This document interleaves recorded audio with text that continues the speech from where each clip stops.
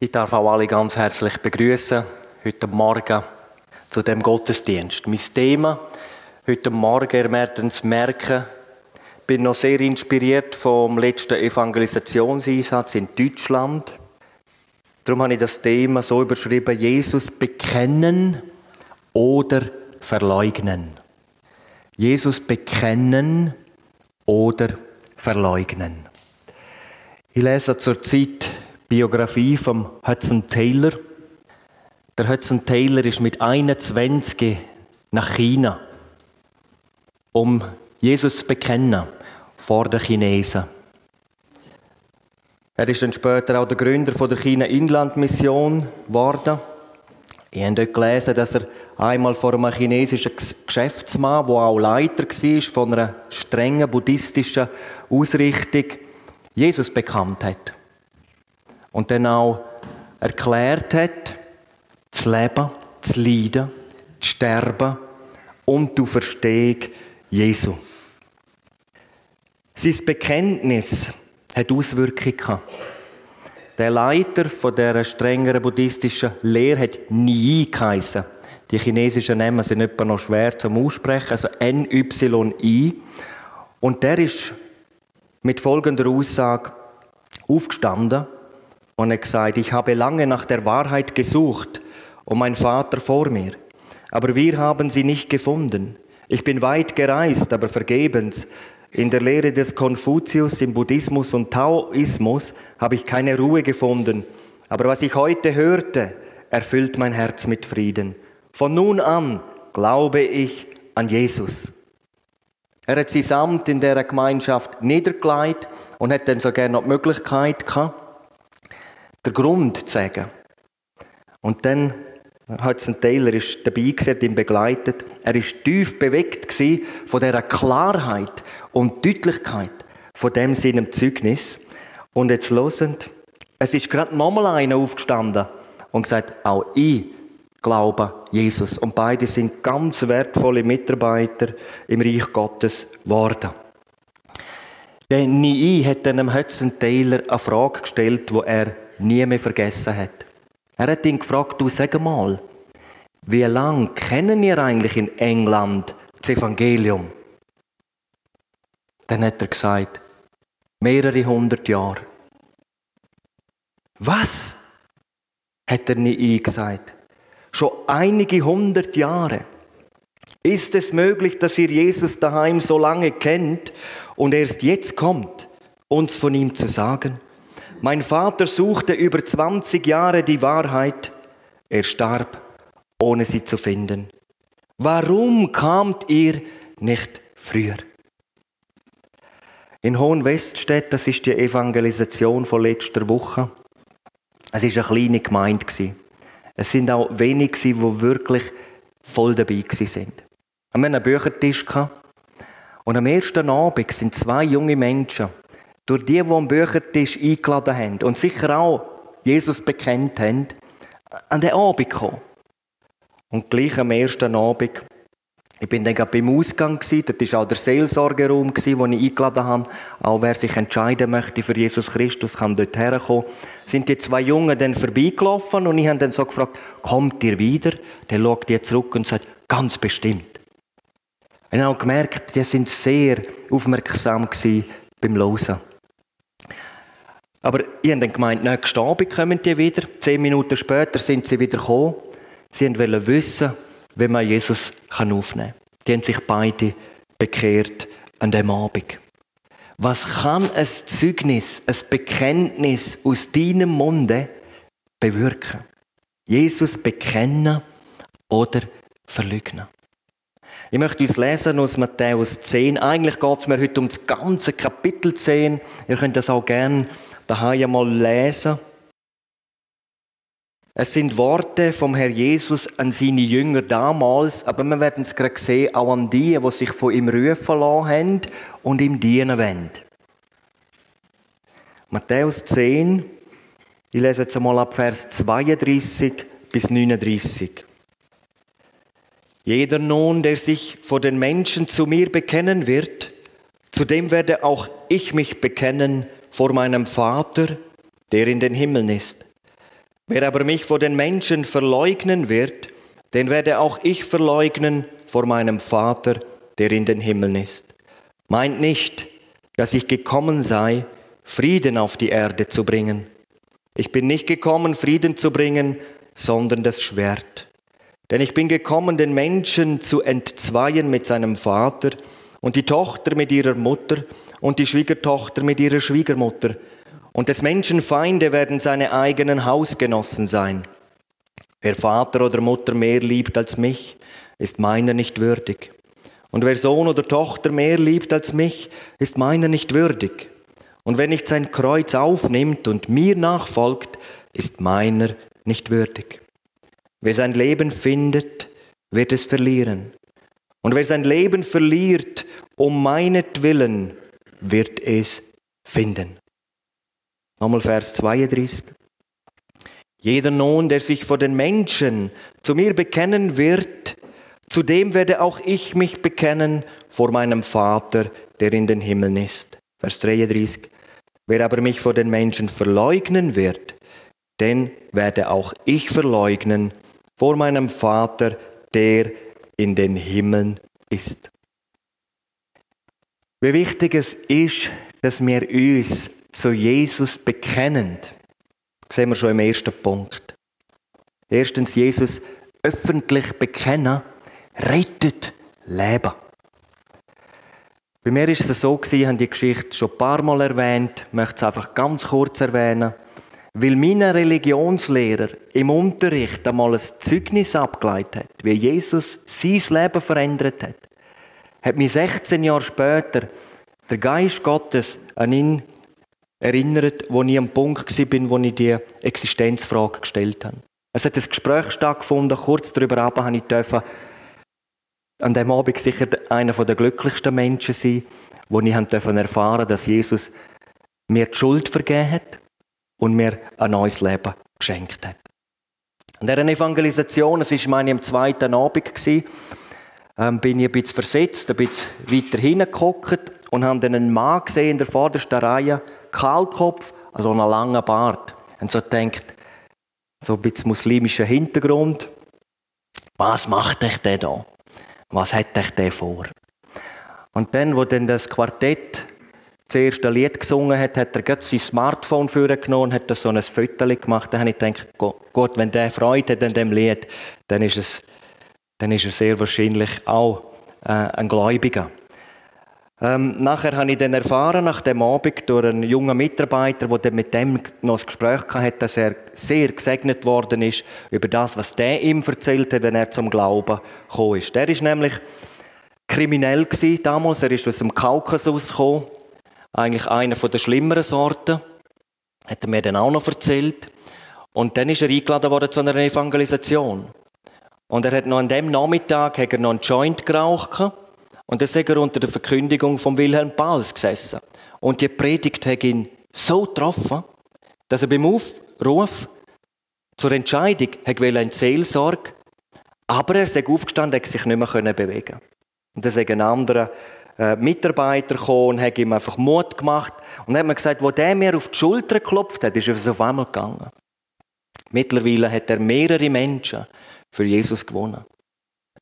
Am nächsten Abend hat er ein Ehepaar mitgebracht, das grosse Probleme hatten. Er hat das Verlangen gehabt, dass sie doch ihre Probleme Jesus bringen. Und tatsächlich, die sind in die Aussprache gekommen. Die haben sich auch lossagen von Sachen, die sie in Kasachstan erlebt haben.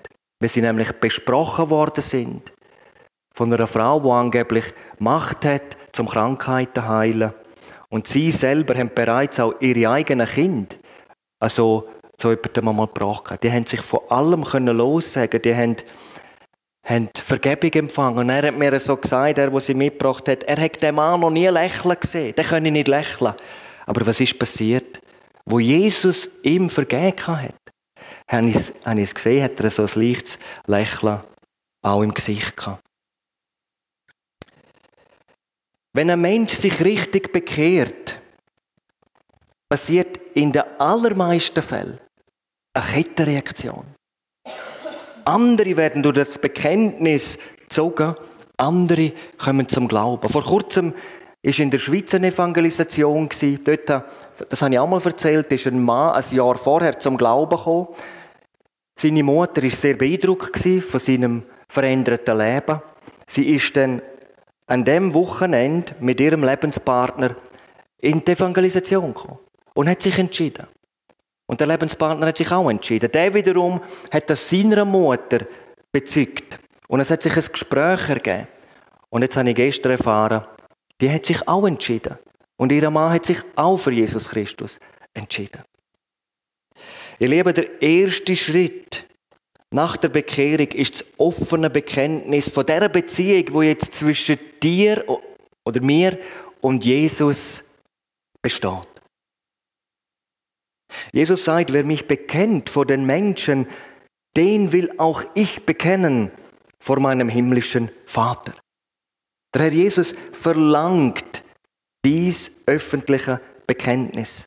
Er verlangt sogar um deinetwillen. Denn das ist der Weg zum Segen. Das ist der Weg in eine echte Jüngerschaft. Viele versuchen, Jesu Jünger zu sein, ohne es anderen zu sagen. Aber bis heute hat niemand das geschafft. Ein heimlicher Jünger zu sein, heisst gar keiner zu sein. Der Apostel Paulus bezeichnet das öffentliche Bekenntnis für so wichtig, dass er es bei der Bedingung zur Erlösung an erste Stelle setzt. Römer 10, Vers 9 und 10, dort sagt der Paulus, denn wenn du mit deinem Munde bekennst, Jesus als Herrn bekennst und in deinem Herzen glaubst, dass Gott ihn aus den Toten auferweckt hat, wirst du gerettet werden. Denn mit dem Herzen wird geglaubt zur Gerechtigkeit und wenn man mit dem Munde bekennt, so wird man gerettet. In Römer 10 ist das Bekenntnis zu Jesus vor anderen also ein punktuelles Ereignis als Bedingung zur Errettung. Denn Nii hat gesagt, von nun an glaube ich an Jesus. Ob der etwas gespürt hat oder ein gutes Gefühl hat, das habe ich nicht gelesen. Aber das war eine Entscheidung. Er hat es öffentlich gemacht. Aber das langt nicht, dass man nur einmal sich zu Jesus bei der Bekehrung oder nach der Bekehrung bekennt. Wir sollen es ständig tun. Das meint nämlich Jesus, wenn er sagt, jeder, der sich vor den Menschen zu mir bekennen wird. Das steht im Urtext, im Griechischen, also das Wort in der dauerhaften Zeitform. Im Durativ. Ich möchte uns einmal aus dem Büchlein vom Ruben Archer Torrey etwas zu dem noch lesen. Er schreibt zum Thema Jesus öffentlich bekennen, ein Leben des Bekennens ist ein Leben der völligen Errettung. Ja, bekennend zu leben ist das Leben der einzig wirklichen Errettung.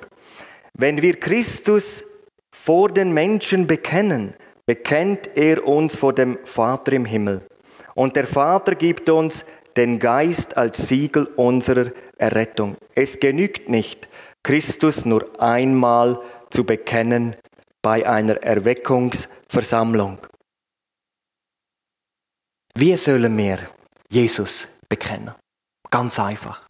Wir sollen sagen, was er in unserem Leben getan hat. Wenn er uns gerettet hat, anderen erklären. Wir können aber auch seinen Namen bekennen. Jesus, der Name hat eine Bedeutung, das heisst, Gott ist Retter. Christus können wir erklären. Das heisst, der Gesalbte, der Messias. Das ist der verheißen war, der gekommen ist, um uns zu retten. Wir können ihn bekennen als der Fleischgewordene, dass Gott Menschengestalt angenommen hat in Jesus Christus. Und wir können ihn natürlich bekennen als der gekreuzigte und auferstandene Herr. Herr heisst Kyrios, Befehlshaber, Meister und so weiter. Jesus sagt, nicht jeder, der zu mir sagt, Herr, Herr, wird in das Reich der Himmel eingehen, sondern wer den Willen meines Vaters tut, der in den Himmeln ist. Viele werden an jenem Tage zu mir sagen, Herr, Herr, Haben wir nicht durch deinen Namen geweissagt und durch deinen Namen Dämonen ausgetrieben und durch deinen Namen viele Wunderwerke getan? Dann werde ich ihnen bekennen, ich habe euch niemals gekannt. Weichet von mir, ihr Übeltäter. In Lukas 9, Vers 26 sagt Jesus, denn wer sich meiner und meiner Worte schämt, dessen wird der Sohn des Menschen sich schämen, wenn er kommen wird in seiner Herrlichkeit und der des Vaters und der heiligen Engel.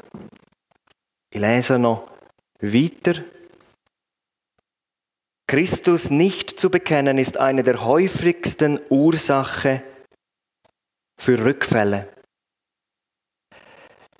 Wer Christus nicht bekennt, gibt der Versuchung nach und kommt bald vom Wege ab. Je mehr du aus Jesus Christus machst, desto mehr wird er aus dir machen. Du wirst vor mancher Versuchung verschont bleiben, wenn man weiß, dass du ein Mensch bist, der Christus in allen Dingen als Herrn anerkennt. Weiterhin sagt der Torrey, es gibt Christen, die nur deshalb nie rückfällig werden, weil sie zu sehr damit beschäftigt sind, für ihren Herrn und Heiland zu zeugen, zu wirken. Jesus öffentlich bekennen rettet andere Menschen. Und zu den ersten Jüngern hat der Herr Jesus Folgendes gesagt: Folget mir nach, ich will euch zu Menschenfischern machen. Im Griechischen das Wort heißt, ich will machen oder ich werde machen, dass ihr Menschenfischer werdet. Und so hat es jemand anders dann gesagt, wer kein Menschenfischer ist, folgt Christus nicht nach. Frucht zu bringen durch das Führen anderer zum Retter ist die Bestimmung, zu der uns Jesus auserwählt hat. Und an dem Punkt muss ich sagen, im Reich Gottes hat alles mit Entscheidung zu tun. Jesus bekennen muss man wählen. Menschen gewinnen für ihn muss man wählen. Der Wilhelm Pauls hat mir oft gesagt, ich denke, das hat er auch anderen gesagt, die in der Verkündigung waren, Bekehrung muss man wollen. Wir können es nicht machen. Aber wir müssen so predigen und auch erwarten, dass Menschen sich bekehren. Ein ganz wichtiger Satz von Oswald Smith: Bekehrungen sind das Werk des Heiligen Geistes und das Gebet ist die Kraft, die dieses Werk fördert. Vom Hudson Taylor habe ich gelesen, die Sonne ging nie über China auf, ohne dass sie Hudson Taylor auf den Knien fand. Wir brauchen die Stille mit Jesus allein. Das ist das, was wir brauchen. Alle Männer und Frauen, die durch ihr Bekenntnis zu Jesus andere erreicht haben, dass sie errettet worden sind alles Gebetsmenschen gewesen. Darum, Gebetszeit muss man wählen. In einer Gebetsstunde in der Gemeinde zu gehen, ist eine Entscheidung. Es ist eine Frage vom Willen. Wir hätten noch viel Platz auch in unserer Gebetsstunde. Aber ich bin froh, es kommen ein Haufen und wir erleben auch, wie Gott Gebet erhört. Wenn du gläubig bist, wenn du ein Jünger Jesu geworden bist, aber nicht regelmäßig ihn öffentlich bekennst, nicht andere für Jesus gewinnen willst, nicht eine tägliche Gemeinschaft im Gebet mit Jesus pflegst und nicht in eine Gebetsstunde gehst, dann bist du weit von Gott entfernt. Dann kehr heute um. Wir haben die Geschichte gehört. Echte Buße heisst Umkehr, Sinnesänderung. Jemand hat jetzt einmal gesagt, sei ganz sein oder lass es ganz sein. Sei ganz sein oder lass es ganz sein. Es hat zur Zeit Jesu viele gegeben, die mit ihm unterwegs waren, die sich ihm angeschlossen haben für eine gewisse Zeit, aber auf einmal sind sie ihre eigenen Wege gegangen. Wir kommen zum zweiten Punkt. Vielleicht ist das auch ein Problem von einem einen oder der anderen heute in dem Saal. Zweitens, das Haupthindernis, Jesus öffentlich zu bekennen, ist die Menschenfurcht. Sprüche 29, Vers 25. Menschenfurcht ist ein Fallstrick des Teufels. Wer aber auf den Herrn vertraut, ist in Sicherheit. Der Jesus gibt uns in dem Kapitel Matthäus 10 3 wichtige Hinweise zur Überwindung von Menschenfurcht. Und alle fangen mit «Fürchte dich nicht» an. Vers 26, Vers 28 und Vers 31. Erstens, Matthäus 10, Vers 26 sagt Jesus, fürchtet euch nicht vor ihnen. Und wir sehen, im Zusammenhang geht es um Verfolgung. Um Jesu Willen. Wenn wir jetzt vor Gericht gestellt werden, damals war es der Hohe Rat, oder vor Statthalter oder vor Königen, dann sagt Jesus in Matthäus 10, Vers 19, seid nicht besorgt, wie oder was ihr reden sollt, denn es wird euch in jener Stunde gegeben werden, was ihr reden sollt. Denn nicht ihr seid die Redenden, sondern der Geist eures Vaters, der und man kann das sagen, durch euch redet. Ich habe gehört von einem gläubigen Lehrer, der hat unterrichtet an einer normalen Schule, also an einer öffentlichen Schule, und dann ist der Schulleiter eines Tages auf ihn zugekommen und hat ihn gefragt, du sag mal, was denkst du über Homosexualität? Und dann hat er ganz gut geantwortet. Er hat gesagt, das ist nicht entscheidend, was ich darüber denke. Entscheidend ist, was Gott darüber denkt. Und in der Bibel lesen wir, dass es Sünde ist. Und ich muss auch dir sagen, auch du wirst einmal für deine Stellung, vielleicht für den Einfluss, den du in der Schule hast, einmal vor Gott Rechenschaft abgeben, wie du das Ganze beurteilt hast. Wir sehen, der Heilige Geist hat den Mann eigentlich wunderbar geleitet in seiner Antwort. Es hat einen anderen Lehrer gegeben, der alles daran gesetzt hat, dass er von der Schule fliegt, aber das Gegenteil ist passiert. Der andere hat auf einmal die Schule verlassen. Er ist einfach dort ein Vorbild gewesen. Er hat seine Aufgaben gut gemacht und am anderen ist es nicht gelungen, ihn von dieser Schule wegzudrängen. Damit aber auch wir gut antworten können, müssen wir unter der Leitung vom Heiligen Geist stehen. Und das bedingt, dass wir, bevor wir in den Tag gehen, uns ganz Jesus und seinem Geist übergeben. Eine ganze Lebensübergabe, jeden Morgen an Jesus Christus. Und du wirst staunen, wie der Geist Gottes dich inspiriert. Die Bibel sagt nämlich in 2. Timotheus 1, Vers 7, der Heilige Geist ist ein Geist der Kraft, der Liebe und der Besonnenheit. Und das Gleiche lesen wir auch in Jesaja 11, Vers 2. Der Heilige Geist ist, dort steht, ein Geist der Weisheit und des Verstandes, der Geist des Rates und der Kraft, der Geist der Erkenntnis und Furcht des Herrn. Wir kommen zum zweiten, fürchte dich nicht. Steht in Matthäus 10, Vers 28. Wir haben jetzt gehört, dass Menschenfurcht überwunden wird, wenn wir am Heiligen Geist Raum geben. Und das bedingt, dass wir uns Jesus und seinem Geist täglich weihen. Da sagt uns jetzt Jesus, dass Menschenfurcht überwunden wird durch Gottesfurcht. Matthäus 10, Vers 28, da sagt Jesus, fürchtet euch nicht vor denen, die den Leib töten, die Seele aber nicht zu töten vermögen. Fürchtet aber vielmehr den, der sowohl Seele als Leib zu verderben vermag in der Hölle. Menschenfurcht wird überwunden, sagt Jesus, durch Gottesfurcht und die Realität der Hölle. Was ist Gottesfurcht? Das hebräische Wort Pehat oder Pahat heißt zittern, beben. Einerseits geht es um die ehrfurchtsgebietende Majestät und Hoheit Gottes. Es beschreibt aber auch das Zittern, jemandem gegenüberzutreten. Ein Beben vor Angst und Furcht. Dann nämlich, wenn Gott sich in seiner Heiligkeit und Macht offenbart. Wir lesen vom Prophet Jesaja in Jesaja 6, von seiner Erfahrung, wo der heilige Gott ihm sich offenbart hat.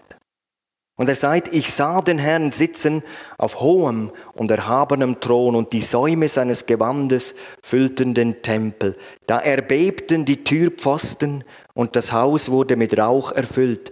Da sprach ich, wehe mir, denn ich bin verloren. Denn ein Mann mit unreinen Lippen bin ich und mitten in einem Volk mit unreinen Lippen wohne ich.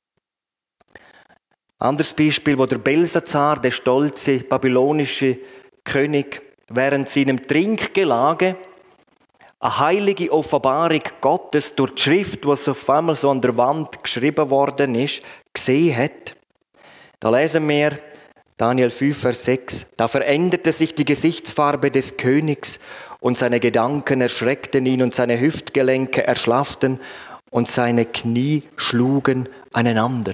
Ein Gottesschrecken hat ihn erfasst. Oder wo der Korach sich gegen den Mose erhoben hat, da hat der heilige Gott ihn mit 250 Fürsten von der Gemeinde Israel, dort steht, es waren vornehme Männer, mit ihren Familien zusammen als ein Gerichtsakt bei lebendigem Leib vom Tod verschlingen lassen. Die Erde hat sich aufgetan und die sind mit allem, mit Familie, mit ihrem Besitz ins Totenreich gefallen.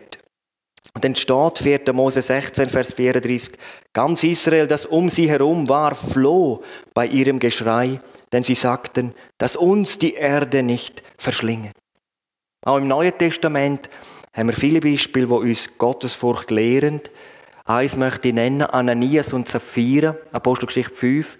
Die sind getauft gewesen, die sind aufgenommen gewesen in die Gemeinschaft der Gläubigen und dennoch sind sie zerschmettert worden, weil sie Gott und Menschen belogen haben. Apostelgeschichte 5, Vers 5. Und es kam große Furcht über alle, die das hörten. Und Jesus Christus sagt, fürchtet den, der Macht hat, in die Hölle zu werfen. Ja, sage ich euch, diesen fürchtet. Ich denke, wir alle wissen, dass Gott jeden Mensch liebt. Und zwar mit einer unfassbar, unendlichen und bedingungslosen Liebe. Auf der anderen Seite wird jeder in die Hölle gerichtet werden, wo am ewigen Sohn Jesus Christus seinen Gehorsam verweigert. Und Jesus wird selber Richter sein. Johannes 5, Vers 22. Der Vater richtet niemand, sondern das ganze Gericht hat er dem Sohn übergeben. Die Bibel sagt in Johannes 3, Vers 36, wer dem Sohn nicht gehorsam ist, der wird das Leben nicht sehen, sondern der Zorn Gottes bleibt über ihm. Hebräer 10, Vers 31, schrecklich ist's, in die Hände des lebendigen Gottes zu fallen. Die Hölle ist eine Realität. Und die Hölle ist ein Ort von äußerster Qual. Und es wird eine endlose, äußerste Qual sein. Leider in allerheftigster Form. In Offenbarung 14, Vers 9 bis 11, und ich denke, die Bibelstelle ist so aktuell für unsere Zeit. Sehr wahrscheinlich sind wir ganz nach an einem Ereignis, wo da auch beschrieben wird. Wenn jemand das Tier, das ist der Antichrist, und sein Bild anbetet und ein Mahlzeichen annimmt an seine Stirn oder an seine Hand, ohne das wird man nicht mehr kaufen oder verkaufen können, der wird unvermischt, der wird trinken vom Wein des Grimmes Gottes, der unvermischt im Kelch seines Zornes bereitet ist. Und er wird mit Feuer und Schwefel gequält werden vor den heiligen Engeln und vor dem Lamm.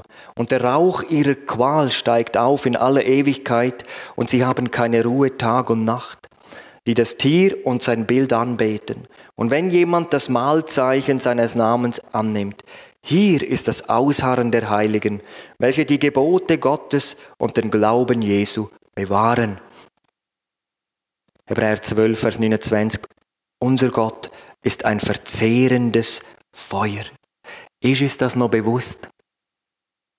Ihr Lieben, wenn wir etwas von dieser Heiligkeit und Furcht Gottes erfasst haben, erst dann können wir auch etwas von seiner Liebe erfassen. Die Bibel sagt, Gott ist heilig und er muss Sünde bestrafen. Und zwar mit der erdenklich schlimmsten Strafe, die es überhaupt gibt. Jesus beschreibt die Strafe mit der Hölle, wo die Menschen ewig leiden. Aber weil Gott uns so sehr liebt, hat er seinen Sohn für uns gegeben. Dahingegeben. Und der Herr Jesus war bereit gewesen, als deiner Stellvertreter sein Leben und sein Blut zu opfern. Er war bereit gewesen, den gerechten Zorn für unsere Sünden zu erleiden. Und die Bibel sagt, es gibt keine größere Liebe als die, dass einer sein Leben lässt für seine Freunde. Und wenn wir zu Jesus gekommen sind und wenn wir ihm gehorsam nachfolgen, dann gilt uns das, was in 1. Thessaloniker 1, Vers 10 steht. Jesus, der uns errettet vor dem kommenden Zorn. Und dann in Apostelgeschichte 4, Vers 20. Es ist uns unmöglich, von dem, was wir gesehen und gehört haben, nicht zu reden. Nicht zu reden. Gottesfurcht überwindet die Menschenfurcht. Wir sehen das auch an einem eindrücklichen Beispiel, wenn wir uns vorstellen, der schlimmste Verfolger damals war der Saulus von Tarsus. Und jetzt hat der Ananias, der Jünger, es steht, er war ein gottesfürchtiger Jünger, eine Offenbarung von Jesus, dass er zu dem Saulus gehen soll. Steh auf und geh in die Straße, welche die gerade genannt wird, und frage im Haus des Judas nach einem mit Namen Saulus von Tarsus, denn siehe, er betet. Jetzt hätte er natürlich sagen können, ja, aber wenn ich dort hergehe, dann bin ich ein Kopf kleiner.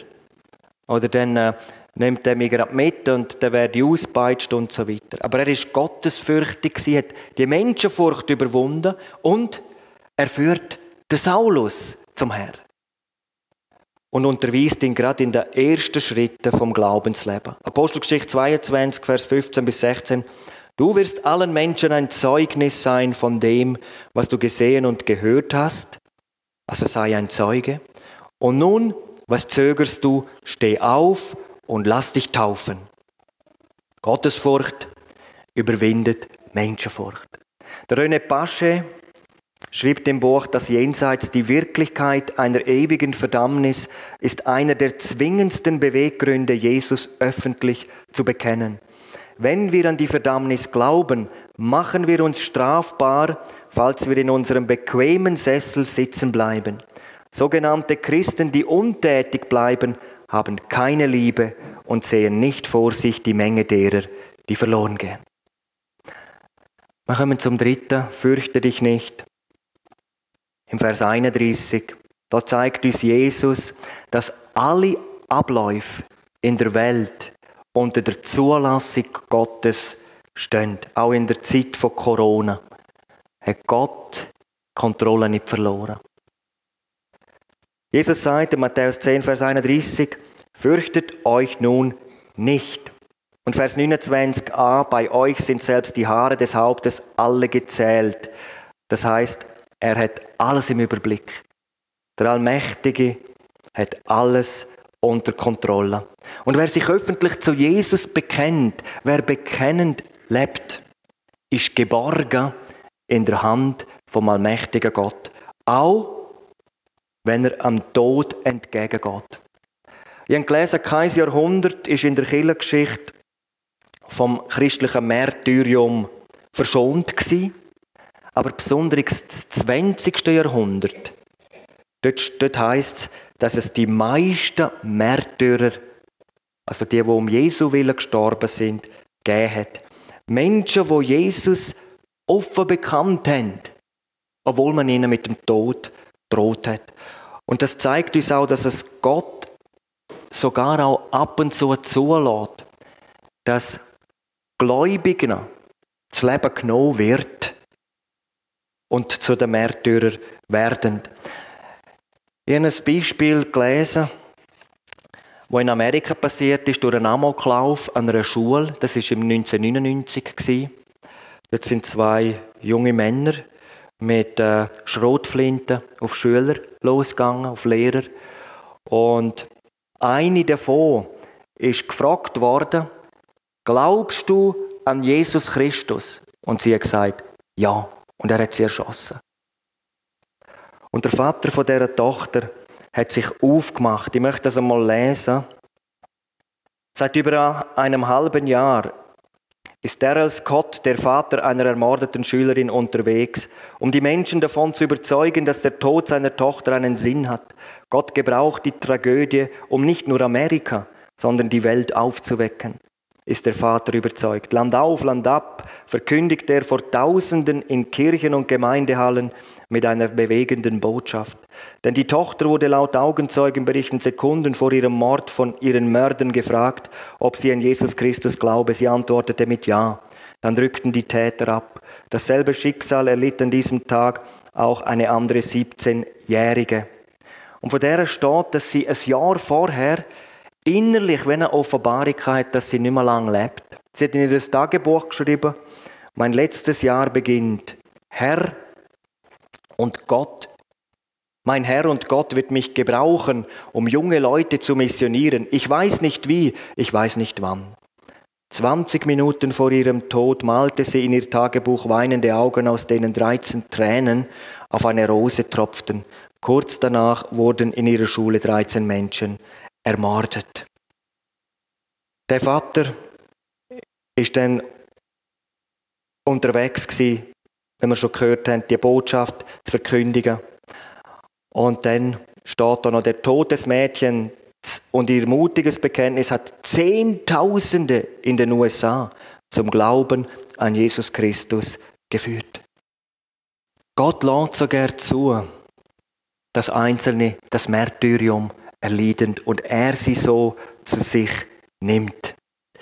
Wir haben gehört, ein öffentliches Bekenntnis zu Jesus rettet andere Menschen. Doch Jesus nennt noch eine andere deutliche Auswirkung. Er sagt, meint nicht, dass ich gekommen sei, Frieden auf die Erde zu bringen. Ich bin nicht gekommen, Frieden zu bringen, sondern das Schwert. Das heißt, es kommt zu einer Trennung zwischen dem Gegner und dem Jünger Jesu. Und das geht sogar bis in die kleinste Zelle der Familie hinein.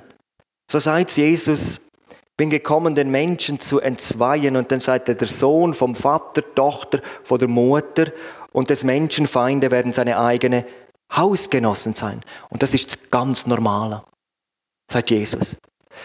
Die eine Person, die sich an dem Abend bekehrt hat, letzte Woche, war in einer Freundschaft gewesen. Und ich habe Mut gemacht, um Jesus zu bekennen. Die Auswirkung war, der hat gerade Schluss gemacht. Der hat nicht mit ihrer Beziehung weiterführen. Und ich denke, auch hier in dem Saal könnten einige eine persönliche Geschichte erzählen, was ihre Bekehrung auch familiär ausgewirkt hat. Dass sich vielleicht Familienmitglieder auf einmal abgewendet haben. Aber hören Sie mal, was in dem Lied steht. Ins Wasser fällt ein Stein, ganz heimlich, still und leise. Und ist er noch so klein, er zieht doch weite Kreise. Wo Gottes große Liebe in einen Menschen fällt, wirkt sie fort in Tat und Wort hinaus in unsere Welt. Das ist die große Verheißung, wenn wir Jesus annehmen und ihn öffentlich bekennen. Und ich komme zum letzten Punkt, und das ist eigentlich jetzt eine Frage, auch ganz persönlich an dich heute Morgen. Lebst du ein offenes Bekenntnis zu Jesus oder verleugnest du ihn?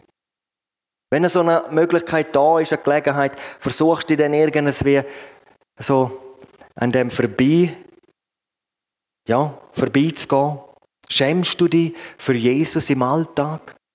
Jesus sagt, jeder nun, der sich vor den Menschen zu mir bekennen wird, zu dem werde auch ich mich bekennen vor meinem Vater, der in den Himmeln ist. Wer aber mich vor den Menschen verleugnen wird, den werde auch ich verleugnen vor meinem Vater, der in den Himmeln ist. Das ist ein Wort an seine Jünger damals und auch für die, wo Jesus nachfolgen heute. Es langt also nicht, dass wir über Jesus reden in der Gemeinde allein, untereinander, sondern die Botschaft muss rausgehen, öffentlich werden. Wenn wir das nicht machen, versäumen wir unsere höchste Pflicht. Das griechische Wort arneomai, leugnen, verleugnen, heißt auch sich von Christus lossagen. Nein sagen zu seinem Willen. Und der Herr Jesus weist uns darauf hin, dass das Bekenntnis zu ihm oder eben gegen ihn die Entscheidung über das ewige Heil oder die ewige Verdammnis fällt. Darum, heute kannst du entscheiden, ob Jesus deine Nummer 1 ist oder nicht. Ich denke, der Herr ruft auch in dieser Zeit ganz deutlich auch in seiner Gemeinde. Weil da auch viele sind, die sich daran gewöhnt haben, ans Nicht-Bekennen. Dass man umkehrt. Dass man das Jesus auch bekennt als Versäumnis, als Schuld. Und ihn bittet um Kraft. Und dann anfängt, ihn zu bezeugen. Wer Vater oder Mutter mehr liebt als mich, ist meiner nicht würdig. Wer Sohn oder Tochter mehr liebt als mich, ist meiner nicht würdig. Wer nicht sein Kreuz aufnimmt und mir nachfolgt, ist meiner nicht würdig. Und Matthäus 10, Vers 39, wer sein Leben findet, also wer selber bald das eigene Leben für sich selber lebt, wird es verlieren. Wer aber sein Leben verliert um meinetwillen, wer es ganz Jesus abgibt und immer wieder ihm sich weiht, wird es gewinnen. Drum, lieber Mann, liebe Frau, leb konsequent in der Nachfolge von Jesus. Wenn du es noch nicht bis heute gemacht hast, fang heute an. Ich erinnere nochmal an die Geschichte vom René. Und wenn wir für Jesus leben, wenn wir für ihn öffentlich zeugen, dann wird nicht alles perfekt laufen. Das ist bei mir auch so. Aber Gott schaut auf das Herz. Und bei Jesus dürfen wir lernen. Das ist eigentlich der Begriff von Jünger, Lernende, Schüler, Nachfolger. Und es gibt so viele Möglichkeiten, Jesus zu bekennen. Wir sollen den wunderbaren Namen Jesus bekennen. Denn Apostelgeschichte 4, Vers 12, es ist in keinem anderen Namen Heil, denn auch kein anderer Name unter dem Himmel ist den Menschen gegeben, in dem wir errettet werden müssen. Zusammenfassend, fürchte dich nicht, sagt Jesus. Gib dem Heiligen Geist Ruhm. Fang am Morgen der Tage so an. Herr Jesus, ich stelle mir dir ganz zur Verfügung. Erfüll du mich mit deinem Geist. Dann wird der Geist der Redende sein. Das zweite, fürchte dich nicht, Menschenfurcht wird überwunden durch Gottesfurcht. Tun wir uns mit der Bibel intensiv beschäftigen, auch mit diesen ungemütlichen Wahrheiten. Und fürchte dich nicht, sagt Jesus, er hat alles unter Kontrolle. Es steht alles unter seiner Zulassung. Ich schließe mit einem Liedvers von Paul Gerhardt. Befiehl du deine Wege und was dein Herze kränkt, der allertreusten Pflege des, der den Himmel lenkt. Der Wolken, Luft und Winden gibt Wege, Lauf und Bahn, der wird auch Wege finden, da dein Fuß gehen kann. Amen. Ich bete mit uns. Herr Jesus, ich danke dir für dein Wort. Ich danke dir, Herr, dass wir immer wieder lernen dürfen bei dir. Und ich habe es in allererster Linie auch mir selber heute gesagt. Bekenne dich öffentlich zu Jesus, damit andere gerettet werden, damit Menschen gewonnen werden, so wie es du durch all die Jahrhunderte gemacht hast. Andere haben uns von dir erzählt. So gib Gnade, dass wir es auch weiter sagen.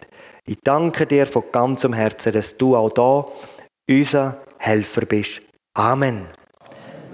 Wenn heute jemand da ist, der das Bedürfnis hat, ein Gespräch zu haben, vielleicht gerne noch nicht so sicher ist, ob er wirklich errettet ist, dann darf er gerne mich ansprechen, dass wir miteinander das anhand von einer Zeichnung einmal anschauen. Und wenn du das dann verstanden hast und möchtest, dann werden wir gemeinsam das heute festmachen. Oder wenn du Christ bist, aber gemerkt hast, da fehlt es mir da und dort und eigentlich bin ich rückfällig, dann such auch das Gespräch.